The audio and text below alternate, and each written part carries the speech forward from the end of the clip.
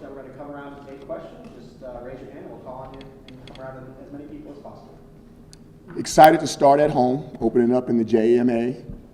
This will be a rare opportunity for us, starting with a conference game. It's unusual, and we're excited about that. We're also excited to be back home after last year opening up on the road, but getting an opportunity to open up here with the fans and the student body. And I think the team is excited based off of a couple of practices we have. We still have a week of finish up the process of getting ready for Louisville, but Coach Satterfield and that football team is a doggone good football team. They're well coached, and we know that it's going to be a very, very tough game. So, ready for questions. Dino, how different is it to get Louisville early? You played them late so much, and injuries and a lot of things pile up. How does that change the matchup? I don't know if it changes the matchup, but it should be a better situation for us. We've got down there late, and we just don't have the depth that a lot of other teams have. But this will be the very first time that both teams have been playing each other with as healthy as you can be. Obviously we're going to have injuries coming out of camp. They're going to have injuries coming out of camp. But entire football team, this will be the healthiest we've ever played them. Got a quick look through the depth chart. Don't see Steve Linton on there. How's he doing? And then I do see Isaiah Jones and Jason Simmons. Those guys are both good. Jones and Simmons are both good. We feel like they're going to be available for us, and Steve Linton should be available for us as well for the game. Seemed like he was in and out a little bit in camp. How much of that is him dealing with stuff, or did you view it as kind of like preventative as well, with kind of someone? Not preventative. Those were real deals, but he's overcome that, and he should be close to full speed. That shouldn't be an issue. Rodney Gadsden at tight end, when did that come about, and just how did he kind of solidify that position for himself during camp? Well, he's just a switchblade. He's even though he doesn't have the weight, he has the ability and the toughness and the aggressiveness to go in there and get after people. And Coach Anaya is really big in expanding people's roles. So he has the ability, and he's shown the tenacity that he can do those things. So we're going to give him an opportunity to try. Dino, I saw on social media you had a chance to meet with the new students in the Dome over the weekend. What was your message to them as you get ready for the game? I don't know what my message to them was. I can't remember when I talked to those. It's 9:30 at night. I'm half asleep, and they've got so much energy. It makes me go, wow, was that the way I was when I was young? But I can tell you this, that freshman class is large, and they got crazy in their eyes. And I can't wait to see them become a part of Otto's Army, and we're going to need every last one of them in this football game that's going to be here Saturday. And I think not only the university and the community, but we get in the Dome, it's going to be, you get this freshman class with last year's Otto Army that I thought was the best we've ever had. They're going to be crazy out there. I'm excited about that part. Coach, it's been another crazy summer of conference realignment. Do you have any thoughts on what's gone down and the position Syracuse is in right now? Way, way above my pay grade. All I'm thinking about is Louisville right now. Yeah, and Coach, there's some collectives coming around the country, and the 315 Foundation in Syracuse bringing a new layer to NIL deals for Syracuse athletes. Coach Boeheim expressed some concerns about how that might not help all athletes in all sports, but have you heard about this, and how do you think NIL has helped your players in general in this class? I have heard about it because, it's obviously it's all in the media and everybody's talking about it. But I think, NILs is going to help certain athletes, and hopefully we can find a way as communities and universities and everyone else to help some of the other ones as well that are not so well known. Coach, how do you think your team's offensive philosophy has changed, switching from one offensive coordinator to another coach? Okay, I'm not sure what you're asking. Has there been, any changes with maybe personnel going from, to Coach and I this year? Okay, you're about to get really mad at me. So, ask the question again, please. How do you think your team's offensive philosophy has changed going from one offensive coordinator to another? Oh, how has the offensive philosophy changed? That's the words I didn't get. So I apologize to you. Obviously it's different. Coach and I has his system, and it's his verbiage. Now his verbiage has to tie in with some of the things that we've already done because we want to blend two parts of the systems together because we think that not only has he done some amazing things, but there's been some good things done in this system as well over the years. So I think that there's going to be a combination of those two blends, and everybody else has to figure out what those combinations are. What have you learned from playing Malik Cunningham, and how is the defense preparing, having had that experience? First of all, he's a very unique individual. Get an opportunity to see him, when we do ACC Media Day. I really like him. He's extremely confident but humble, and he's an electrifying player. I was reading it's on one of the handouts.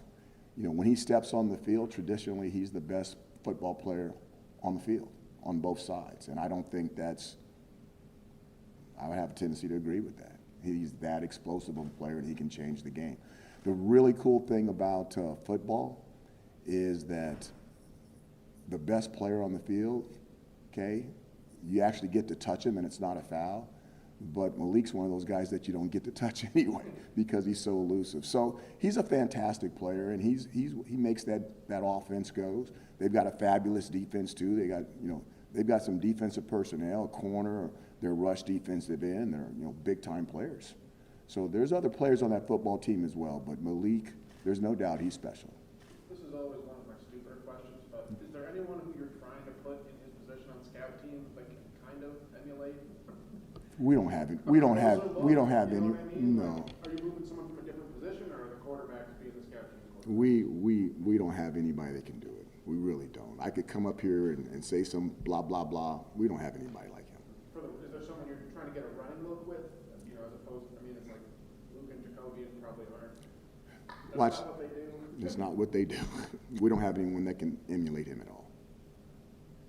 Anybody else? Coach, what's running through your mind for the home season openers? You're sitting in that tunnel and the smoke goes off and you're getting ready to run out there. My main things is the guys that haven't been out there before. You can judge performance based off of previous performances. So the stage is not going to be too big for them. The lights aren't going to be too bright for them. With your steady eddies, you know what you're going to get. With the other guys that have, done it in practice, you feel really strong that they're going to be able to do it in the game. But it is different. It is different, and sometimes they meet expectations, and sometimes they don't, which is the unusual. The issue of having a conference game first is that you normally get to sift through those things between games 2, 3, and 4, and you guys have heard me say this before. And then after about the first third of the season, your team settles down and everybody's in their roles. So this is going to be interesting on our side and their side, is that we're going to have some guys out there that we feel we know what they're going to do, but we won't know until the lights go on. Alex and Emma? Dino, I know you want to win every game, but winning the first game of the season, how does that kind of set the tone for the whole entire season? Again, every game is its own individual game. Now, if you start off the first game, I've seen teams that have lost the first game and they've gone 11-1. You know what I mean? I've seen, I won't even go there. So, but the difference between this game is it's a conference game. Okay, so to go down 0-1 in conference, that's heavier weight than just losing a football game. So that's the big thing. It's a conference game. We've never done it before. This is our first opportunity. Thank you. ACC, we can't wait, and we'll see what happens. You started the install for this game last week. Do you feel like you're ahead of where you would normally be in a game week preparation scenario, or did you really need that extra time to prepare for Louisville? Whoever your first opponent's going to be coming out of camp, you're always going to spend extra time on them. This is not a Syracuse thing. This is just normal football. You'll spend, we call it an extra 3 days on Louisville. Now here's the thing. You spend an extra 3 days on what they did last year, which has absolutely nothing to do with what they're going to do this year. You're basing it off of personnel that was there last year, and you don't know what the new personnel is going to do. And they can come out and do something totally different, just like we could come out and do something unusual and different that hasn't been seen. And then it turns into a game of adjustments, and to see whoever makes the best adjustments and whose players can adjust to those adjustments is usually the key to what happens in a game like this. Toward the end of camp, we saw Dale Lawrence switch over to receiver. Do you have a plan as to how you're going to utilize him to get to Louisville? We're gonna slowly develop it. He's such a fantastic athlete, and by him switching over, extremely unselfish. And that does not mean that he's giving up his dream of playing quarterback. It just means at this point in this time, this is the best thing for the team. And as he continues to grow and continues to develop, we'll see what happens with that. But really excited about him giving it an opportunity. And I think in the long run, it's going to be not only good for Dan, but I think it's going to be good for Syracuse University as well. Was that his decision or? It's always their decision.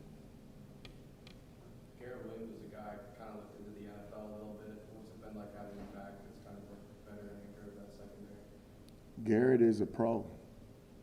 You know, it's everything he does is quiet, confident, and professional. And there's no doubt he's gonna be in that league when he decides to go. And you know, the better he plays and the higher he has an opportunity to get picks, probably better for Syracuse. You know, so we'll see what happens this year.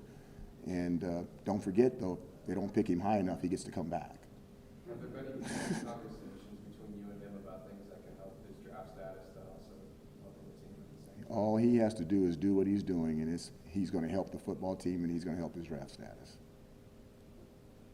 Coach, the offensive line's got through a bit of a shakeup going into the season. Okay, I heard offensive line is, and then I didn't hear anything. The offensive line is, It's gone through a bit of a shakeup going into the start of the season. You know, Chris Vettorello moving back to center. When you've got a group like this where most have played one position on the line, how did you come to select your starting five? well, we try to put the best five in the best positions for the team. Those guys are really unselfish up there, and all of them are basically interchangeable, maybe minus Matthew Bergeron. But even Matthew, we've had Matthew snap the ball before because in his NFL dream somewhere down the road, versatility is going to be a key for him, whether he's a left tackle, left guard, right guard, or a center in the National Football League. Those guys have to all play multiple positions as well. So, and any time that you've had the ball between your legs snapping it before, it's an advantage. Some offensive linemen can do it, some offensive linemen can't. So, minus Bergeron, who's done it in practice, those other four guys have to be interchangeable, and they've done a fantastic job of it. You know, which position group was most difficult for you to sort out for depth chart?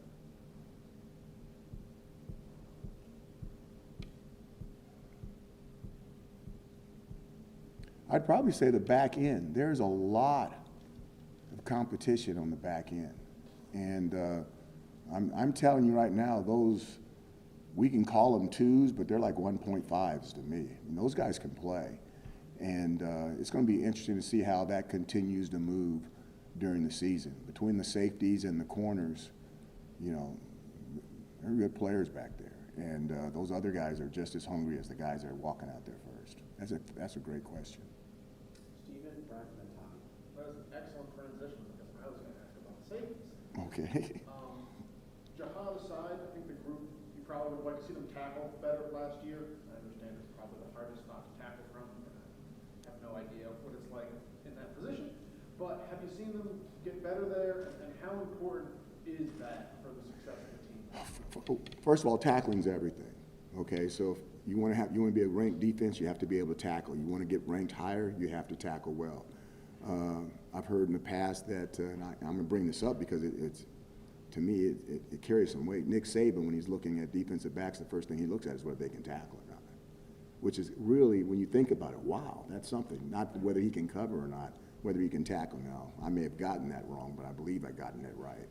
Going back to what you started on the first part of your question, Stephen, the biggest weight differential is a safety trying to cover or tackle a tight end, or a safety trying to bring down a bigger back or a fullback. And so what you have is, you know, the Pinto versus the big station wagon scenario, and whether you can go get that guy down. And one of the things that Jahad's done well is he does find a way to get people down. You're absolutely correct. But those other safeties in the scrimmages that I've seen, that we've had, has shown that they have the willingness to do it. Now, whether they go out there and do it in the game, we have to see. But I think those guys are going to be capable based off of what I've seen on the practice field, all the way with the first and second team. I think there's some strikers there, and I'm not making that up. So I'd be very disappointed if they don't do a good job bringing people down.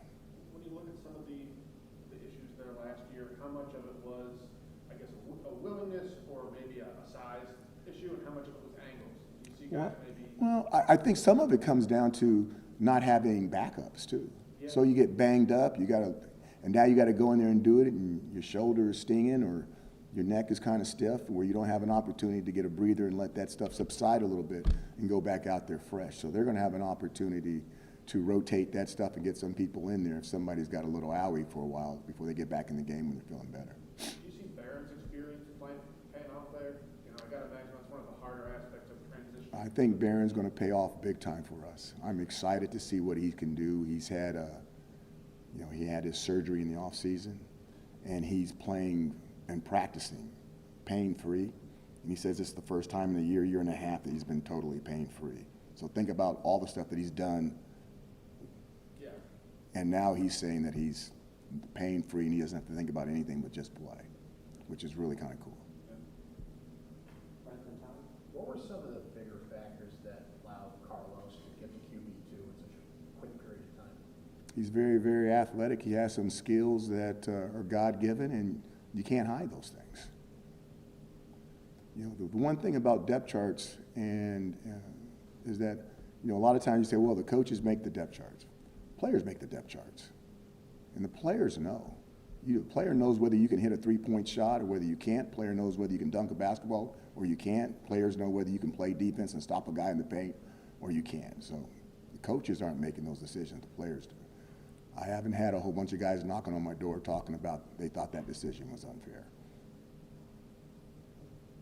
Chris Elmore, when we talked to him, said strict expectations for himself about staying healthy all season long. What would the impact be about having number 5 be out there for a full season? I'm trying to think about the last time we had him out for a full season was the COVID year when he was playing guard for 9 games, and then he went back to tight end fullback for the last 2 games. And he had a fantastic year. We didn't have a fantastic year, but he did an amazing thing that I'll never forget.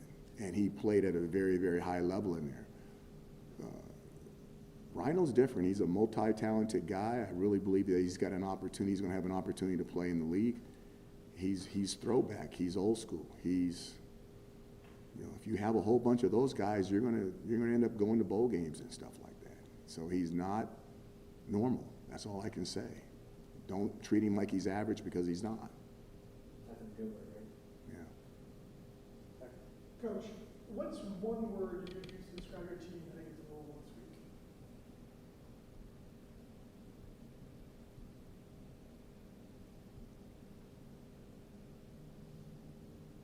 I think they're determined.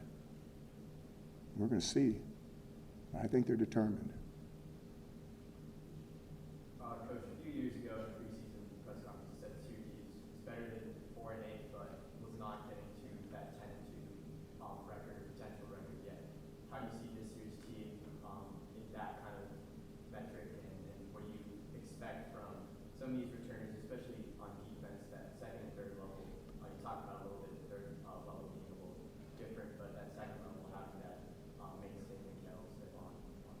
Well, that was a nice quote you pulled up, but I sure in the heck don't remember saying it. But I believe you. I'll operate on faith that that's what I said. I'm not going to get into numbers. I think that this team is better than last year's team. Obviously, the schedule is tougher than last year's schedule. But right now, we're healthy, so let's go. Let's see where this thing ends up. And that 4-game homestand, you think that's how important is that, do you think, to the success of this team? And last year starting on the road, this year starting at home, and then going away and then coming back? I think anytime you defend your home turf, that you have an opportunity for a good season. And when you have good seasons, you normally defend your home turf. So anytime you're playing a game at home and you can find a way to win that game, it's going to be an advantage. Time for a couple more. We'll start with Alex. Dino, how special a moment was that for you and this team to sign Andrew as a team impact? I was so proud of the team, and Andrew had the biggest smile on his face, and you know, it's good. You know, it's always good to not only put joy in someone else's life, but to have the ability to look around and be able to count your blessings as well. And I really appreciate the way the team went about it in a very mature and honest manner. And they really do care about Andrew, and he will really be a part of our team. Last question, Steve. Are you, or I guess the program as a whole, doing anything differently to prepare for in-game decision-making, fourth downs, field goals, that kind of stuff? And what have you learned, I guess, about an eye and bet in that regard from situational stuff? We're not going to get into two part of the last part, but we've gone into a lot of situational things. I'm not going to say more so, but more intense, to just make sure that we can weed out and come up with any of the maybe possibilities that we haven't covered. Again, just like there's philosophies in certain situations, there's differences in maybe Coach Nye, how he feels about a certain situation based off of how I feel on a certain situation. We normally don't disagree. I can tell you right now, 85% of the time, him and I think exactly alike. So, but we've got to make room for that 15 to 20 to come to common ground on how we're going to handle certain situations. And we've been working on those things to make sure that we're on the same page. Do you have any new resources in terms of data or personnel? Were you guys making a hire for, I don't remember what the title was called, but something of that regard, director of analytics? Yeah, we had a person that we thought that was excellent that we were going to do, and then that person, I don't know, got a loan, started his own company, and I think someday he's going to be rich now. But he's no longer, I'm telling you the truth, he's no longer in our profession, and he started his own business. So there's no new face within the program? We didn't feel that anybody else could match that guy that we were going after. Sure, that makes sense. Okay? Thanks, everybody. Thank you, guys. We got